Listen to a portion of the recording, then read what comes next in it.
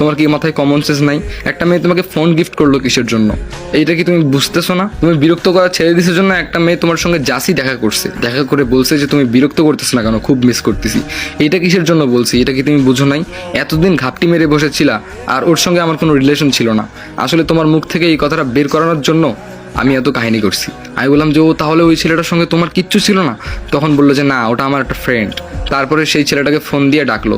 সেই ছেলেটা এসে বললো, আরে ভাই, ও আমাকে সব কিছু বলছে তোমাদের স্টোরিটা, অন্য কোনো কিছু না, যাই হোক মাইন্ড করিও না, আসলে আমি একটু অ্যাক্টিং করছি। আমি বললাম যে আচ্ছা আচ্ছা ঠিক আছে, সমস্যা নেই। তারপরে ছেলেটা চলে গেল। এরপর আমি বললাম যে ও তলে তলে এত কিছু, আসলে আমি একটু সহজ সরল তো, তাই আর কি, মানে এত কিছু বুঝি না। তখন সে বললো তলে তলে যে পাক না, এটা কিন্তু আমিও বুঝে গেছি। যাই হোক, তারপর আমি বললাম যে আই লাভ ইউ। তারপরে সে বললো যে লাভ ইউ টু। তারপরে কি হলো জানেন? আমরা দুজন চলে গেলাম বাসায় যাওয়ার পরে এরকম কথাবার্তা অনেক হলো। কথাবার্তা হওয়ার পরে আব্বু আম্মুকে বললাম যে আমি ওকে অনেক ভালোবাসি। তারপরে আমার বাবা মা বললো মেয়েটা কে, কেমন, কোথায়। তারপরে ওকে নিয়ে আসলাম আফরোজাকে, নিয়ে এসে বাসায় পরিচয় করাই দিলাম। আমার আব্বু আম্মু ওকে দেখে, ওর ব্যবহার দেখে একদম রাজি হয়ে গিয়েছে। তারপরে কি আর করার, এরপরে আব্বু আম্মুকে বললাম ওর বাসায় বিয়ের প্রস্তাবটা পাঠানো হোক। তারপরে যখনই ওর বাসায় বিয়ের প্রস্তাব নিয়ে গেল, ঠিক তখনই ওর বাবা বলল না, আমি আমার মেয়েকে এখনো বিয়ে দিব না, ও পড়াশোনা করবে, আরও অনেক দূর যাবে। কিন্তু আফরোজা মানতেছে না, কারণ আফরোজা বিয়ে করবে। যাই হোক, ওর ফ্যামিলি মানে কোনো কিছুতেই রাজি নয়, আর আমরা একটু মধ্যবিত্ত আর ওরা বড়লোক, এই জন্যই মানতে রাজি নয়। তারপরে কি আর করার, অনেক জোর দাবি করলাম। এরপরে ওর বাবা তো আমাকে চড়ও দিয়ে দিল একটা। তারপরে বলল তোকে যদি আর কোনোদিন আমার মেয়ের আশেপাশে দেখি, তাহলে কিন্তু তোর অবস্থা খারাপ করবো।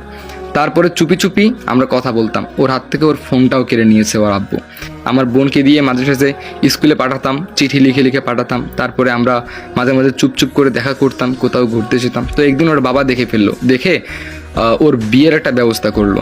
যাই হোক, বিয়ের কিন্তু কোনো আয়োজন করে নাই, ছেলে আসবে, মসজিদে গিয়ে বিয়ে পড়াই দিবে ওর, এইরকম একটা প্ল্যান ছিল। তো এর মাঝে আমি খোঁজ নিয়ে নিছি কোন ছেলেটার সাথে বিয়ে দিবে। তারপর সেই ছেলেটার সঙ্গে দেখা করলাম। দেখা করে বললাম যে ভাইয়া, আপনি কি কাউকে কখনো ভালোবাসছেন? তখন সে বলল আপনাকে তো আমি চিনি না, হঠাৎ করে আপনি এই ধরনের প্রশ্ন কেন করতেছেন? আমি বললাম যে ভাইয়া, আপনি যাকে বিয়ে করবেন, মানে আপনার সঙ্গে যার বিয়ে হবে, তাকে আমি অনেক ভালোবাসি, তাকে ছাড়া আমি বাঁচতে পারবো না।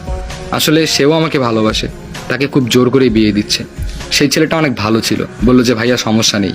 তারপরে কি হলো জানেন? বিয়ে করতে গেল মসজিদের মধ্যে, ওর বাবাও ছিল ওখানে। ওই মসজিদের ভিতরে ছেলেটা বলল ইমাম সাহেবকে যে হুজুর, আসলে এই বিয়েতে আমরা দুজনেই রাজি নই, কিন্তু এর বাবা জোর করে বিয়ে দিচ্ছে। ওর বাবা অবাক হয়ে গেল, সবার সামনে এরকম করে বলছে ছেলেটা। তখন হুজুর মেয়েকে জিজ্ঞেস করছে এটা কি সত্যি? তখন মেয়েটা বলল হ্যাঁ, আমি আতিককে অনেক ভালোবাসি। তারপরে হুজুর বলল না, ওরা যদি বিয়েতে রাজি না থাকে তাহলে তো এটা বিয়ে কখনোই হবে না। যাই হোক, বিয়েটা ভেঙে গেল। এরপরে এলাকার মধ্যে একটা কুসংস্কার সৃষ্টি হয়ে গেল যে মেয়ের বিয়ে ভেঙে গেছে, এরকম একটা অবস্থা। যাই হোক, এরপর আমি বলছি যে আঙ্কেল, আপনার থেকে অনেক বেশি আমি ভালোবাসি আফরোজাকে, আমি ওকে বিয়ে করতে চাই, প্লিজ আঙ্কেল। যাই হোক, একদম পায়েও পড়ে গেছি। তারপরে যেভাবে হোক না কেন উনি রাজি হয়েছে। রাজি হওয়ার পর আমাদের বিয়েটা মেনে নিছে। তারপরে আমাদের বিয়ে হলো, বাস এতটুকুই। তো বলুন গল্পটি কেমন লাগলো?